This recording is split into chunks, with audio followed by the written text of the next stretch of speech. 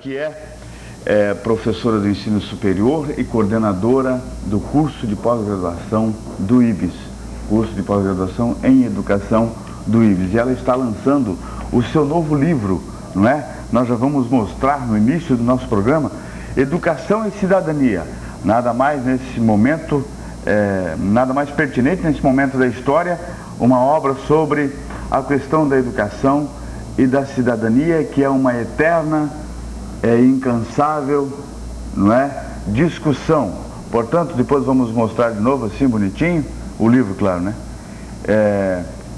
Educação e Cidadania, da professora Suzana Cedrez, resultado de um longo trabalho, resultado de anos de pesquisa, que ela vai contar pra gente depois, tá certo?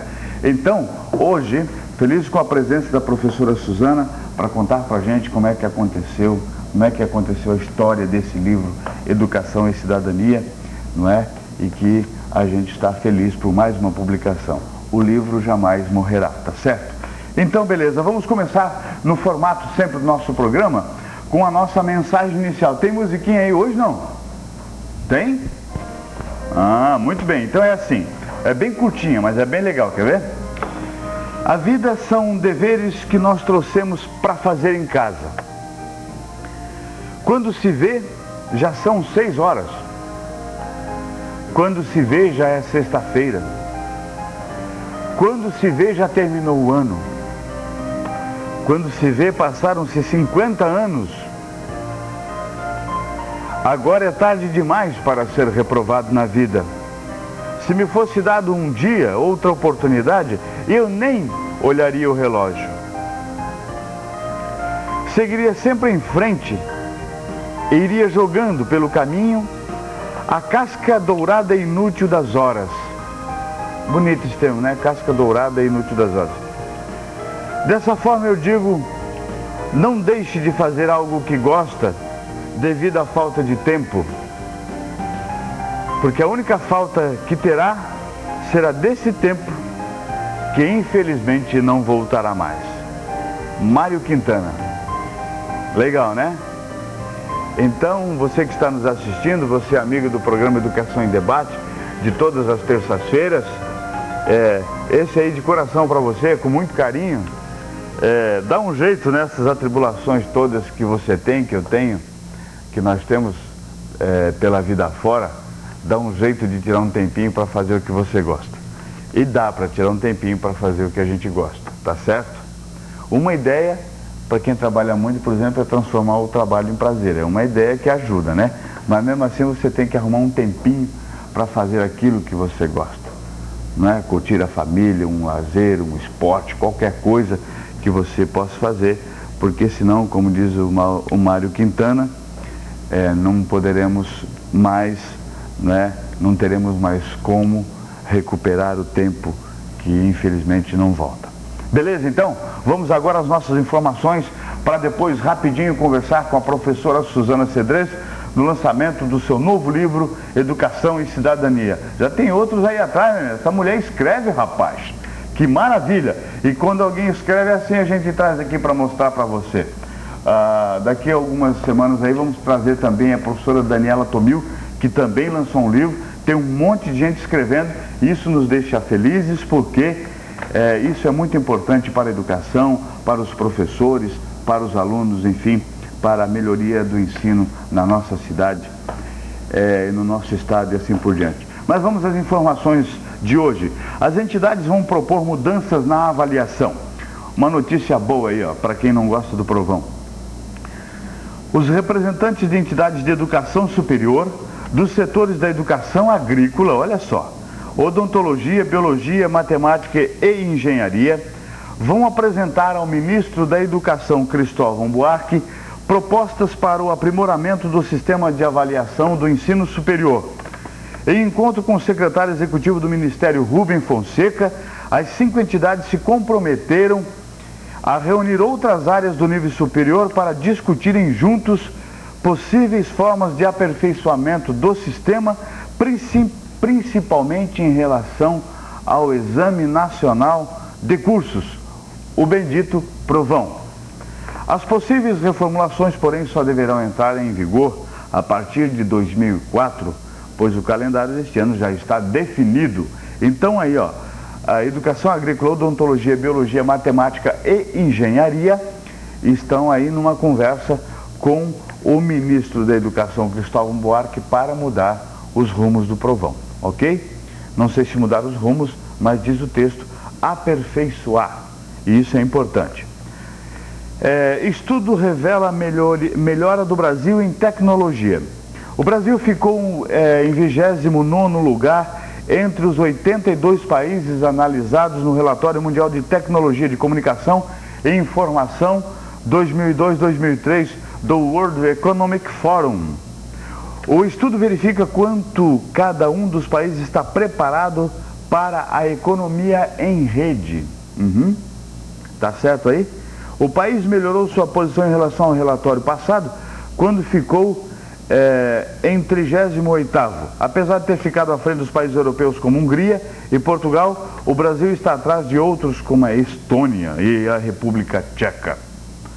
Mas lidera os latino-americanos, seguidos do Chile, da Argentina e do México.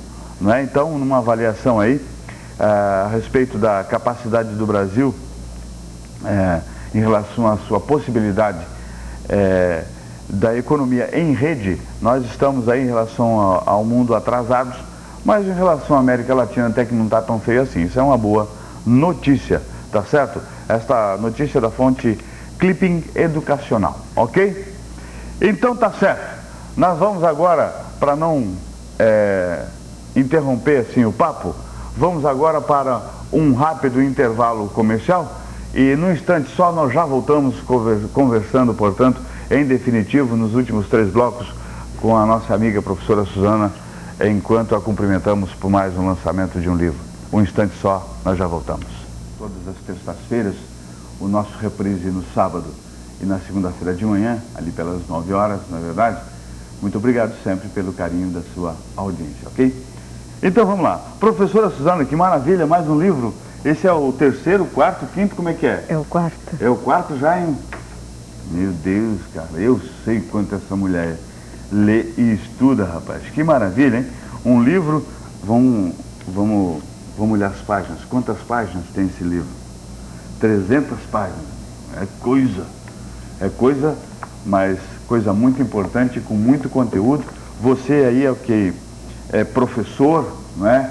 Que trabalha com educação, que vive para a educação, você não pode deixar de ler esse livro. E eu vou ser sincero, tá, amigo? Saiu agora, eu não li ainda, mas eu vou ler. Mas eu me sinto à vontade para indicar, porque eu sei que o que a professora Suzana escreve tem qualidade, tá certo? Mas não vou fazer bosta aqui, dizer lindo, maravilhoso, porque eu já li, porque ainda não li. Mas eu vou lê-lo, tá certo? Tem que ser sincero, né, professora? Professora, me diz uma coisa. Muito trabalho para editar esse livro, a caminhada, como é que foi? Olha, esse trabalho é resultado de muitos anos de pesquisa, como você já havia mencionado, né?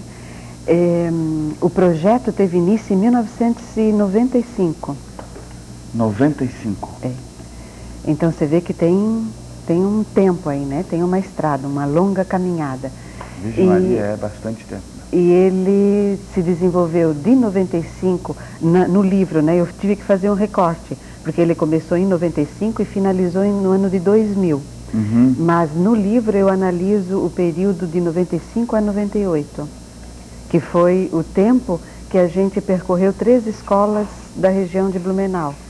No final, no ano de 2000, nós já estávamos atuando em 5 escolas, enquanto efeito multiplicador, né? O Vitor Hélio, Adolfo Konder e a Norma Hubert. Então, de 95 a 98, a gente atuou nessas 3 escolas, uma do estado e 2 do município. Né? E o projeto se dava aonde o professor bolsista atuava, porque inicialmente foi financiado pelo CNPq, né, pelo PIBIC. Eu era professora da FURB, atualmente sou professora aposentada da FURB, né? Então, naquela época... Muito cedo para aposentar, viu, Suzana? Mas começou foi cedo. Foi proporcional. E porque comecei cedo, né? Comecei a trabalhar com 15 anos. Não, mas está certo.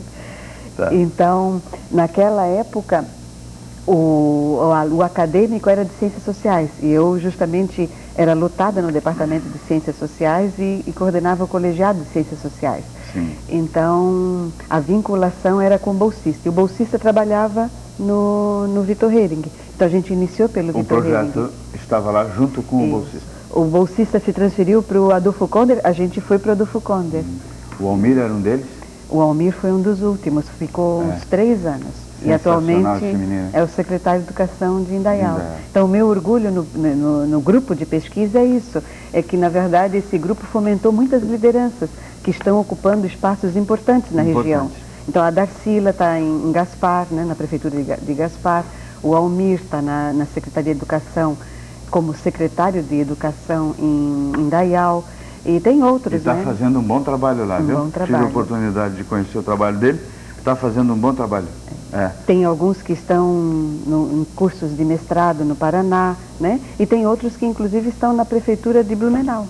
Suzana, antes do programa eu estava dando uma folheada, né? Porque eu conheço mais a história do livro do que propriamente o que está escrito, porque eu, como disse, ainda não tive a oportunidade de lê-lo. Mas uma coisa que eu notei nele é o seguinte: tem muito relato e tem muita prática, não é? Se eu estou certo, você diz, se eu estiver errado, você também diz.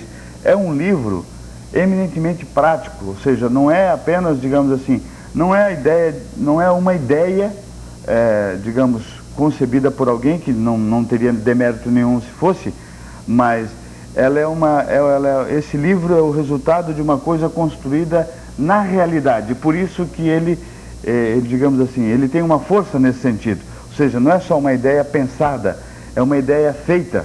Porque ideias pensadas tem muito, mas ideias feitas não são tantas assim. É isso mesmo? É isso mesmo.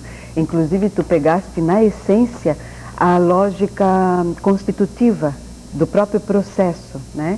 Ele está baseado numa abordagem metodológica da pesquisação. Então, eu estou trabalhando com outro modelo epistemológico, não exatamente da teoria guiando a ação, mas o contrário, a ação determinando outras formas de pensar. Então, a beleza desse processo todo foi que a gente conseguiu, né, construir coletivamente, através da pesquisação, determinados conhecimentos em cima dessas diferentes experiências. Ou seja, o grupo estava moldado para, através da ação, ir norteando o projeto da forma como ele ia acontecendo, assim como ia surgindo as experiências nas escolas, pelo que eu vi aqui, esse processo ia acontecendo. E o grupo se reunia e verificava o que estava acontecendo nesses polos, e daí surgiam novas ideias, era isso? Exatamente, a nossa ação é que resultava em teorias, e não o contrário. E não o contrário. Não eram as teorias que guiavam as nossas ações. As nossas ações resultaram Isso era assim mesmo, na prática? Na prática. Especialmente porque nós tínhamos que viver entre nós, né, o que estávamos querendo propor, para que essa vivência tivesse possibilidade de ser multiplicada. Porque não tem como você querer transformar o outro se você não transforma a si primeiro. Compreende? Então a gente buscava desenvolver essas relações, né, sociais de tipo novo entre nós, para que elas pudessem ser de fato vividas, né, em outros âmbitos. Então o projeto tinha vários níveis. Entre o próprio grupo, né, a explicitação de novas relações sociais de produção. Esse grupo vivia com os professores da escola, esses professores e esse grupo vivia com os alunos e também com a direção da escola. Além do que, essas relações também eram vividas com as parcerias interdisciplinares que a gente ia construindo com as outras instituições, né? Com os vários palestrantes, as várias oficinas que a gente foi montando com pessoas da comunidade da região, de Brusque inclusive, de Blumenau, enfim, com todos os envolvidos, né? Então ele se deu em vários níveis. Olha, amigo, se eu for fazer todas as perguntas que eu gostaria aqui, vai ficar... nós precisamos ter alguns programas, não é verdade? Mas uma coisa que eu não posso deixar de perguntar para você é o seguinte. Eu vi num trechinho ali que eu dei uma bisbilhotada nele, um termo que eu nunca tinha ouvido, né? E sabe que eu sou um rapaz feliz porque eu aprendo muito com quem vem aqui, entendeu como é que é? Então já vou aproveitar para perguntar para você, o que você quer dizer com um professor parcelarizado? Eu vi ali, porque neste processo não se impressione com essa pergunta assim, desse tipo, porque eu tenho, quero crer que esse livro, ele é direcionado ao professor que realmente quer fazer um trabalho para a cidadania, como diz o livro.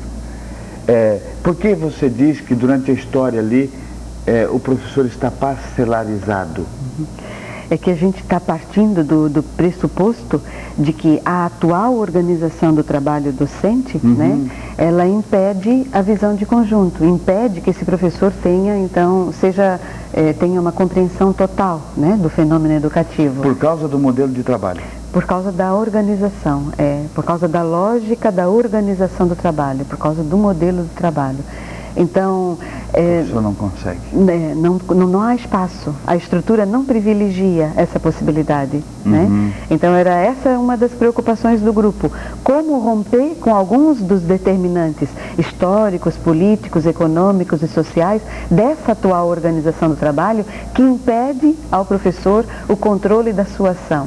E, portanto, a visão de conjunto da sua ação, a finalidade da sua ação, o sentido da sua ação. Ele fica de mãos atadas, ele está fragmentado nessa estrutura. Né? Então, essa expressão professor parcelarizado, ela está nesse contexto, né, dessa discussão em que eu vou contextualizar os determinantes históricos, né, do porquê disto. E há uma explicação histórica do porquê disso.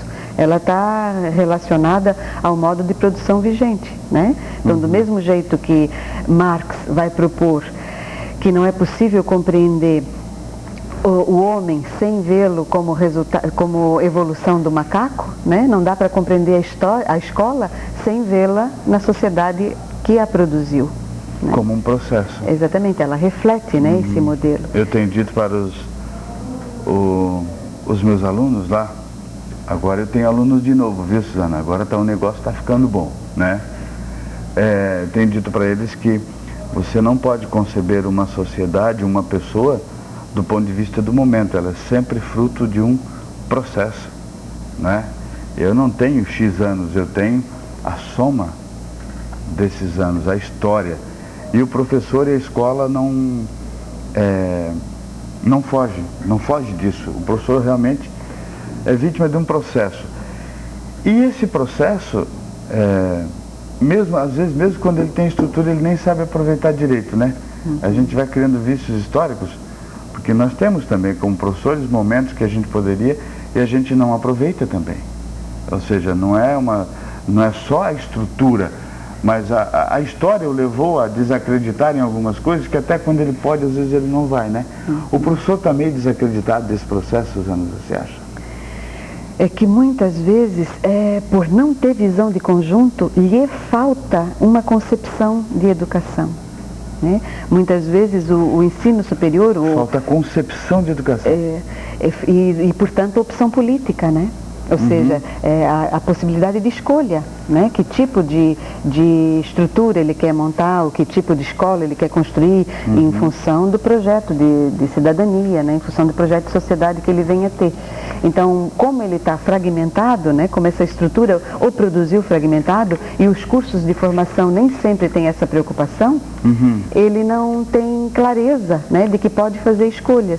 E mesmo que haja um governo, outro, ou determinadas políticas que abram espaço para que ele possa ter esse controle, por falta de concepção, por falta de fundamentação, por falta de articulação, né, do texto e do contexto, né, ele acaba jogando pedra na geni, né? Acaba não sabendo aproveitar esse espaço precioso de garantir o controle da sua ação, garantir o controle do processo de trabalho.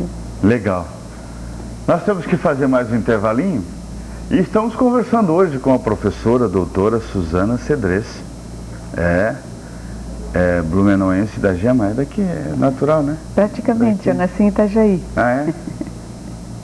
Mas você não nasceu aqui? Eu moro há muitos anos em Blumenau, praticamente 39, 38 anos em Blumenau. Então, as raízes já são aqui. Já sou muito bem.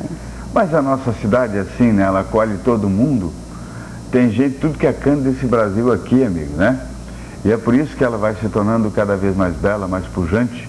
E torcemos para que esta miscigenação toda resulte num processo muito bonito, não é? Sem perder as suas origens, porque a Blumenau não precisa perder as suas origens para fazer e interagir num processo bonito de miscigenação, como já o é aqui, não é? Então tá certo. Vamos para mais um intervalo comercial e já voltamos conversando com a professora Suzana sobre isso, que sempre será assunto, amigo, sobretudo para nós do terceiro mundo, ou quarto, sei lá quanto já, não sei mais, que é falar de educação e cidadania.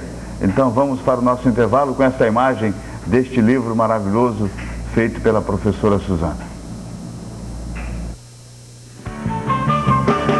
Educação em Debate. Estamos de volta com o nosso programa Educação em Debate, só para repetir, amigos, as informações que eu passei no início do programa, e julgo importante assim, ó, porque é um assunto que interessa aí para todo mundo, sobretudo quem vive aí na educação superior, que um grupo, representante de alguns grupos, entidades educacionais do ensino superior, como educação agrícola, odontologia, biologia, matemática e engenharia, estão conversando com o ministro da Educação, Cristóvão Buarque, para refazer ou repensar a questão da avaliação do ensino superior, né, do tradicional e famoso Exame Nacional de Cursos, o Provão. Então tá aí, vamos ver quais são as propostas para o ano que vem, porque este ano as coisas já estão definidas, né? Tomara que esse grupo aí traga coisa boa para que venha inspirar as universidades, venha inspirar as faculdades neste processo de avaliação. Uma coisa que a gente tem dito é o seguinte, essa mistura, não é, que é o Brasil, e essas coisas assim que às vezes vêm de Brasília de uma forma pensada só pelo eixo São Paulo, Rio-São Paulo, né, que serve para o Brasil inteiro, às vezes é meio assustador, não é? Como é que vai avaliar da mesma forma uma faculdade de São Paulo, com todos os recursos, com os grandes centros de pesquisa, com os melhores títulos, né, do Brasil, né, lá numa faculdade que, lá no canto do Brasil, lá em cima, não é? Ou então lá no Acre, por exemplo, não é? Que não tem esses mesmos... Como é que vai avaliá-la da mesma forma? É uma coisa para a gente pensar aí, tomara que esse grupo traga coisa boa. Professora Suzana, continuando o nosso papo aqui, me permitam insistir numa ideia, porque eu tenho uma crença assim, em todos os processos educativos que a história já construiu, seja a escola tradicional, a escola nova, a escola tecnicista, todos os modelos, todas as concepções, a histórico-crítica que você define lá. Eu aprendi uns negocinhos lá do seu livro Educar com que competência, não é isso? É isso? E tem umas Educação pública. Educação pública. Educar? Não, educação pública. É nesse ou é no outro? Não importa, eu li lá no outro seu livro, tá bom? Então tá. Educação pública, democratizar com que competência? Isso, acertou. E tá, em todos esses processos, a minha grande preocupação sempre é com o professor. Porque ele é o líder desse processo, entendeu? Ele a gente brinca com os alunos assim, ele é o cara, entendeu? Na gíria, quando a gente brinca com os alunos, é assim, ele é a personagem que dá rumos, o professor precisa ter consciência do poder que ele tem numa sala de aula, sobretudo com as crianças, de formar concepções, conceitos e práticas de ética, de respeito, de solidariedade, de tudo isso que nós precisamos para a sociedade. Ele é que faz isso, ele é que passa isso, certo? E me preocupa ver o professor no Brasil sempre deixado para segundo plano, relegado a uma função qualquer, no sentido de que ele às vezes não tem condição. Como é que você vê esse processo? Esquecendo um pouco o seu livro, assim, eu quero aproveitar para ouvir isso da Suzana. Como é que... De fato, o professor que tem uma concepção de educação nessa perspectiva, né, voltada à cidadania, uma perspectiva transformadora. Porque o professor que não tem essa concepção, ele é um dador de aula. Ele repete um modelinho ou está atrás de uma receita. Mas o professor que tem essa preocupação na construção de valores, de princípios, de uma ética, né, que se diferencie da ética vigente, de uma ética voltada para relações mais solidárias, mais cooperativas, ele se angustia nesse sentido e muitas vezes não encontra respaldo para poder efetivar determinadas ações nessa direção, né? Se a turma está conversando um pouquinho alto, ele já é considerado um professor com dificuldade de manejo de classe, ou se ele quer sair para fazer um estudo do meio, ou uma pesquisa, ou uma viagem, tem 1000 obstáculos, né, da escola, da direção, às vezes até, enfim, uma série de obstáculos ele tem que vencer para poder implementar uma pequena ação que vai nessa direção de construção de outros valores, né, diferentes daqueles. E a escola precisa estar aberta a isso, né? Fundamentalmente. Na verdade, a escola toda precisa transpirar outros valores, né? Porque senão ela vai, de alguma maneira, coibir e barrar pequenas iniciativas. E aí o professor acaba se acomodando, né, diante dos obstáculos, quando ele não tem compreensão profunda do porquê desses obstáculos, porque esses obstáculos acabam refletindo essa concepção de educação dominante, né, que tem um modelo a ser seguido, que está racionalizado para otimizar meios, né, recursos e meios. Então é uma concepção dominante, né? E se a escola toda não respeita essa nova possibilidade, essa nova postura, ela está impedindo, né, emperrando a transformação, emperrando a criação, a construção desse novo. E aí a gente pode se perguntar, né, mas para que precisa o novo? Não está bom como está? Né? Algum telespectador poderia se perguntar, não, mas eles estão sem valores, eles estão com muita liberdade, eles estão...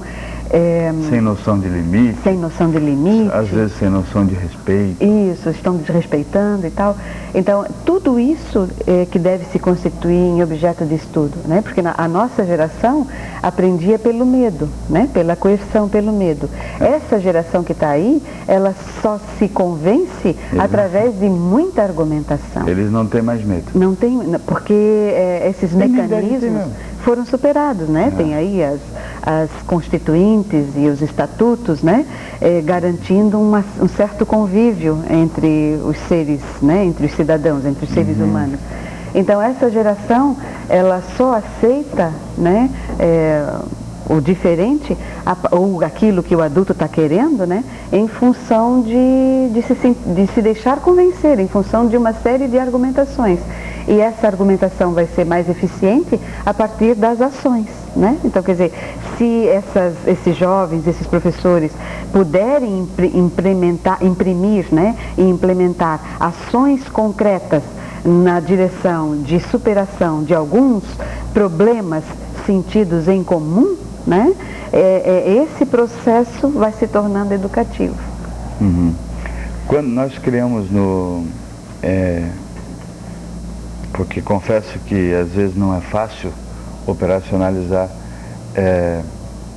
todas essas suas ideias em virtude de tantas coisas que a escola é encarregada, sabe? Às vezes assim, dá já está na hora de novo, né? A gente engata a segunda aqui, já vem o intervalo, né? Mas não tem problema não, é assim mesmo, tá certo? A gente vai rapidinho para o intervalo comercial, deixa eu só anotar aqui o que a gente ia perguntando. A gente já volta rapidinho para fazer essa pergunta para a professora Suzana Cedrez, que está lançando, e eu com prazer mostrando aqui. É aqui? Beleza. Isso, educação e cidadania. Falou, amigo. Já volto. Pois é, estamos de volta com o nosso programa Educação em Debate. Muito obrigado a você que está conosco, pelo carinho da sua audiência. Eu quero cumprimentar e agradecer todos os alunos do IBES que participaram deste último vestibular, que ingressaram agora. Sejam bem-vindos, não é? Eu tenho dito que vocês são o motivo da nossa alegria, do nosso trabalho, e esperamos poder desenvolver um trabalho que você possa se orgulhar dele. Essa é a nossa meta, não é? Então, muito bem-vindos a todos vocês, e que nós tenhamos realmente um grande ano, um ano de muito aprendizado, um ano de muito crescimento humano e, consequentemente, profissional também. Ok? Então tá certo. Professora Suzana, então eu dizia para você no outro bloco, a escola tem tanta preocupação, né? Porque às vezes eu que trabalho com ensino médio há 12 anos, certo? A própria universidade desenvolve uma série de conceitos, critica o vestibular, porque isso não serve para nada e tal, mas o que nos apresenta em relação ao vestibular é isso. Então, e quem acompanha os alunos é um dos entraves. Eu vejo, sou professor de cursinho, adoro dar aula em cursinho porque acho uma curtição, entendeu? Mas no sentido educacional é complicado, às vezes você adequar todos esses processos, falando do ensino médio, não do ensino fundamental, é bom deixar claro, porque são coisas, preocupações lá para o terceiro ano e tal. Mas, enfim, vestibular, orientação sexual, não sei o quê, programas de prevenção, o conhecimento, relacionamento, afetividade, educação familiar. Às vezes é tanta coisa que eu vejo que a gente acaba jogando para cima dos professores que chega a dar um desespero. Então, isso nem é pergunta, é uma constatação, né? Nós criamos um espaço, por exemplo, no primeiro colegial, na disciplina de psicologia, que é esse fórum aí. Lá eles não têm preocupação com cumprir um programa, eles não têm preocupação com nota, eles não têm preocupação com vestibular, eles não têm preocupação com nada, a não ser construir essa relação. Uma das inspirações foram as suas ideias, professora Suzana, tá certo? Nessa concepção que você organiza a pós-graduação do IBS, é nessa lógica que você vai fazendo esse trabalho, e depois eu quero voltar a conversar um pouquinho também sobre ele. Exatamente, essa é a lógica. A gente parte do princípio de que não é o discurso que transforma. É a prática. São as ações concretas que transformam. Amém, é isso mesmo. Então, aí a prática é critério de verdade, né? Aquilo que dá certo, a gente vai aperfeiçoando, aprofundando. Aquilo que não dá certo, você volta e reflete para ver se podia fazer melhor, o que não deu certo, porque você vai contextualizando, né? Vai localizando, vai cercando ali os limites, ou o porquê de alguns dos limites, né? Então, essa é a questão básica, esse é o que caracteriza esse outro eixo epistemológico que eu me referia, né? Não é o discurso que transforma, são as ações concretas. E nesse sentido você está alinhada na concepção de que a forma acaba determinando o conteúdo, é por isso também? Com certeza. E aí, nesse sentido, a gente montou esse pós-graduação, né, em nível de especialização em formação pedagógica e gestão da educação. Porque aí a gente está compreendendo que o professor não é só professor, é educador, mas também é o gestor de determinadas relações no espaço da sala de aula. Então esse pós-graduação, ele tanto trabalha com formação pedagógica quanto com concepção de gestão. Existem duas concepções, a grosso modo, né? A concepção centralizadora e a concepção descentralizadora. Então a grade, né, foi montada para garantir, digamos, essa fundamentação, né? Ter clareza de que concepção pode vir a escolher para trabalhar. E eu acho maravilhosa essa concepção no sentido de que às vezes o sujeito acha que gestor é aquele que só administra uma escola, ou não é absolutamente isso, na minha visão pelo menos. Cada professor, além de ele ser um professor, um educador, ele é como você disse, ele está gerindo um processo que acontece ele e a sala dele, não é? Ou as salas onde ele ensina, aprende e tal. Então acho que esse processo aí é... E gerindo e gestando com o colega, né, uma outra concepção de escola. Então, nesse nosso pós, a gente também tem diretores, né? Diretores de pré-escola. Eles absorvem as informações de formação pedagógica, mas também acabam, né, assimilando as informações em relação à gestão da escola. Sim, é válido porque para tudo quem passa efetivamente está... na escola, inserido ou na sala de aula ou na estrutura da escola. Legal. Você está feliz com esse projeto? Como é que está? Como um processo, ele também revela contradições, né? Mas sempre que possível a gente faz a roda e discute, né, no coletivo os limites e como rompê-los, não é? E que tipo de encaminhamento a gente pode fazer para favorecer o coletivo. E o bom dessa discussão é que às vezes o próprio coletivo ele acaba chegando a conclusões de que esta gestão do processo coletivo é um troço complicado. Não estou dizendo que ele é impossível, ele é complicado, porque justamente ela depende de um processo individual e pessoal que está no coletivo, porque as pessoas não são nulas, né? Elas têm a sua história, os seus valores, as suas crenças, e a maioria das vezes, dependendo do seu processo, não estou falando obviamente do grupo, estou falando do geral, elas querem levar para o processo coletivo as suas verdades. Todo mundo é assim, né? É muito interessante essa tua observação, Anselmo, porque esse livro é resultado da minha tese de doutorado, né? Certo. Que eu fiz na Universidade Federal de Santa Maria. E uma tese tem que ter uma abordagem profunda, né? E tem que trazer algo novo, né? Tem que ter um aspecto genuíno, né? Certo. A tese supõe isso, né? A tese pressupõe isso. E um dos aspectos que eu coloco ali, eu contribuo com o conceito de cidadania, né? Discuto como se produz coletivamente um projeto de pesquisação e partilho achados, né? Que eu traduzo em eixos, em princípios. E lá pelas tantas, eu consigo sistematizar algo que era uma questão de pesquisa minha, que era assim, que vai nessa direção. Como é que se dão essas relações mais solidárias? E eu vou captar que ela se dá através de etapas.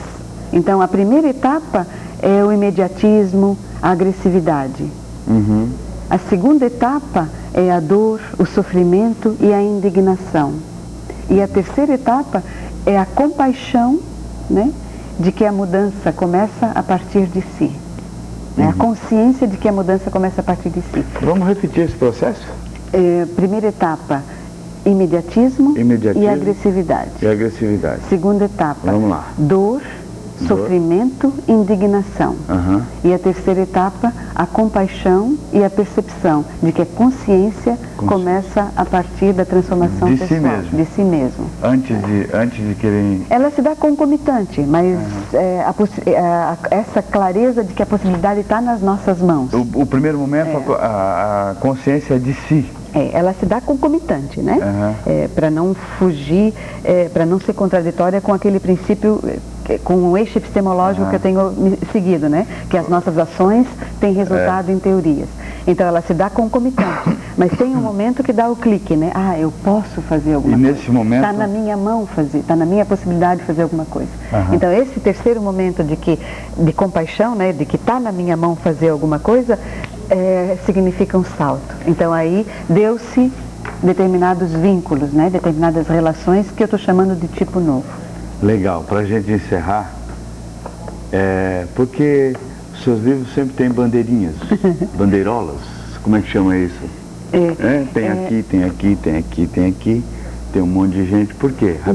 Neste último eu estou juntando os dois estados, né? Santa Catarina porque eu vivo nele e o Rio Grande do Sul porque porque vivo nele e desenvolvi o projeto nele, e o Rio Grande por causa do doutorado. Eu fiz o doutorado no Rio Grande. Então são duas bandeiras, porque são, digamos, regiões que estão de alguma maneira integradas pela produção deste conhecimento, né?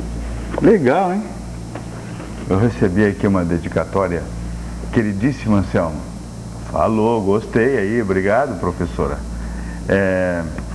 Vou lê-lo com certeza e vou indicá-lo a quem quiser partilhar, conhecer essa experiência que nos diz que na prática as coisas acontecem e que a forma determina o conteúdo dessas ideias, esses eixos epistemológicos que a professora Suzana está defendendo. E, para a gente encerrar esse programa, vamos assim, parafraseando o que ela nos disse, vamos encarnar essas ideias de que na educação ou a gente faz ou não adianta dizer, tá certo? É a mesma coisa para dizer assim, vamos fazer acontecer lá na sala de aula, na nossa coletividade, com os nossos alunos, com os nossos colegas professores, com os nossos diretores, todo mundo pensando neste processo para transformar as nossas crianças sempre mais em cidadãos brasileiros. Ok? Professora, muito obrigado por ter vindo. Eu que agradeço. Então tá certo. Vamos encerrar o nosso programa de hoje com esta imagem do livro Educação e Cidadania, agradecendo a você por mais este carinho desta audiência. Terça-feira que vem estarei de volta, se Deus quiser. Um abraço e até lá.